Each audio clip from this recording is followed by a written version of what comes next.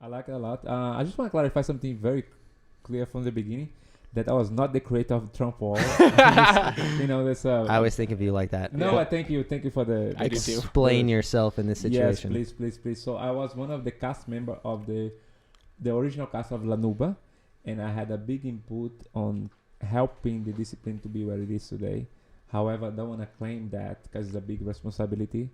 Thanks for the respect, but now it's just to be clear with everybody. So. I mean, I Yeah. definitely introduced Wellington as like one of the founders of Well, Trampwall. one Him of and the Christian guys, are. yes. Yeah, sometimes I see these videos from like, it looks like the 70s or something. They're doing trampoline. Like, ridiculous. They're way better than I am now. Yeah. I'm like, Jesus Christ. Like, They were it's doing just stuff that we're just now doing now. Uh-huh. They were doing that 10 years ago. Like, Yeah, it's like on like, like when did you guys start?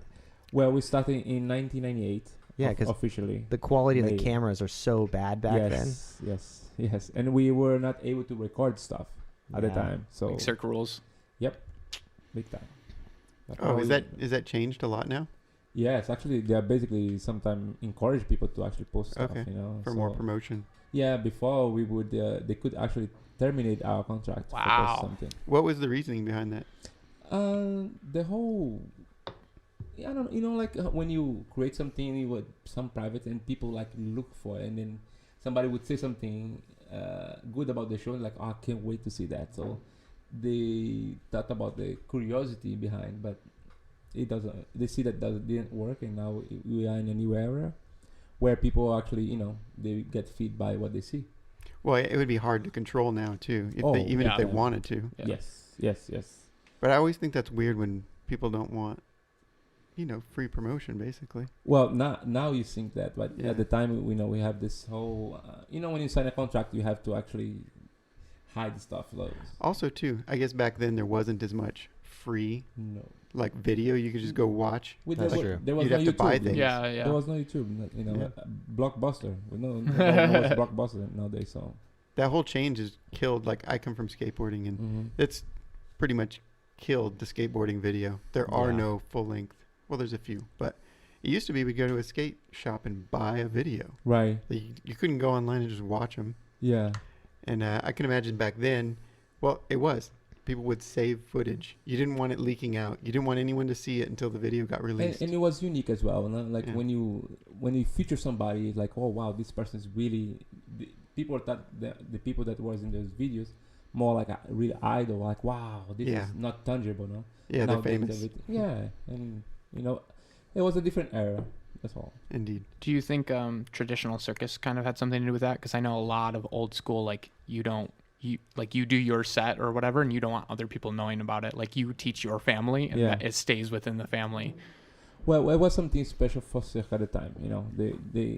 The word I'm looking for is like when you sign a contract and like you cannot.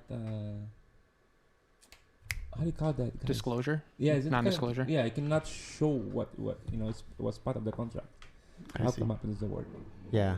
I tried to make a full-length video like a few months ago in this era of social media, and it's like someone does like a crazy trick and they're like, I need to post this on Instagram. It was like, but we're trying to save it for the video. We're trying to like have this ultimate premiere and stuff, and it's just like I just gave up on it halfway through. Yeah. My background's tricking, and so samplers are a big thing. So you would back in the day, it would be like you would film your tricks and you wouldn't show anyone, Right. and then you'd release like a 2 to 5 to 7 minute sampler, and it would just be mind blowing. And some of those samplers by people who were doing the first in that particular industry, they're still like the most watched things. And after a certain point, it's just dead. No one Exactly. cares to do it. No one Yeah. watches it as much. It's just instantaneous. And at the same time, there are a lot of people that they don't care after they do. There are more people doing the same thing. They don't want to care about the origins of how the trick starts Yeah. or how the thing came out. About. So it's good to see more people doing it, but sad to see that sometimes you lose the history of it. Yeah, or the essence of where the it essence came. for sure. I think there's a thing now too where you can just open your phone and you see something amazing you've never seen before, Right. and then just 5 seconds later you can just do it again, Yes. and then all over again. It takes so much more to interest people now because it's like awesome overload. There's awesome things everywhere. You can just watch them 24 hours a day. Spoiled. Yeah. Yeah, there's no end to the amount of footage on the internet nowadays. No. Like it's kind of where like we're toying with stories and things and trying to get people involved in the personalities of the people doing things. I see Nitro Circus kind of doing that too, where they each person who's doing whatever they're doing, they introduce their name and try to get you to know that person and follow them or care about them. So if they do a flip, it's more meaningful than just a random person doing something. So, guys, I remember the word. The word was confidentiality. Yeah. So we had the confidentiality, and if we show something, we could not even record. Almost depends which creation you would do. They actually would confiscate stuff.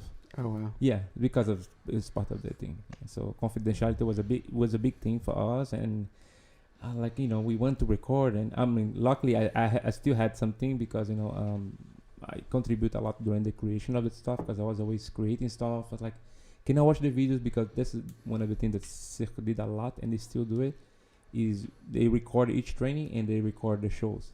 So we can have that as a reference if you were to, see the elements that you did that day. So it was unique to have that though. Yeah. Yeah, I could see like back in the day, if you created some kind of apparatus or something, you didn't want it to show to everyone because one video clip and everyone's like, oh, I could build one of those real quick. And then everyone's got it. Yes, a lot. Yeah. Yeah. We're in like a weird day and age where people either want late or long podcasts or like long videos, or they want super short ones. Yes. Like somewhere it's not how in to between. balance that.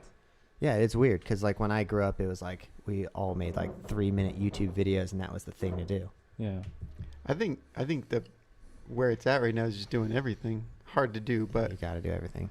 we're making long videos and then taking snippets and putting them on Yeah. TikTok and Instagram. And that seems to be working. You get a little bit of everything. But those short clips, those short viral clips, I mean, they're almost worthless nowadays. You can get millions of views on them and people repost them all over the world, Yes. but no one knows who did it, whose name. It just becomes a meme. It's like, oh, look what this guy did. Yeah. Nobody cares who did it. No one knows. So it's key to do it all. Have a long story to keep people connected to your brand. Interesting. Yeah. Yeah, I find that's a big thing that we're trying to do is balance. Like you do need to get that initial virability to get a lot of eyes on it and to pull people in. And if you're going for that, get a following. But then at the end of the day, like 1 million people doesn't mean anything. Like if they're not buying merch or they're not, paying for, lessons or, if there's nothing happening, it's like, what does that mean to you? So trying to convert people into people who care, who want to learn, who want to follow your journey and things like that. That's more important. So my personal approach is mixing in viral and trying to do things where it gets a lot of reach, but then also posting something that I know won't go nearly as viral, will be looked at way less, but like shows my personality, shows who I am as a human. So that way people can connect with me more than just some cool clip. Because there are so many people, especially here in Vegas, there's so many people who are ridiculously like talented, best in the best of the world. Yeah. And like some people still use social media. Some don't, who are well known. They don't use social media. So that's not a good example, but some are extremely top of their field, like Holland. Yes. Holland's so good at so many different things. He uses social media a decent amount. How many followers does he have? I don't think he has a lot. Not a lot compared to like other people who have so much more. So I think it's very clear that just doing badass shit, doing really cool things isn't enough. You have to have something more for people to really, really care. Because like what we were talking about, it's like cool stuff is a cheap currency right now. There's so much of it.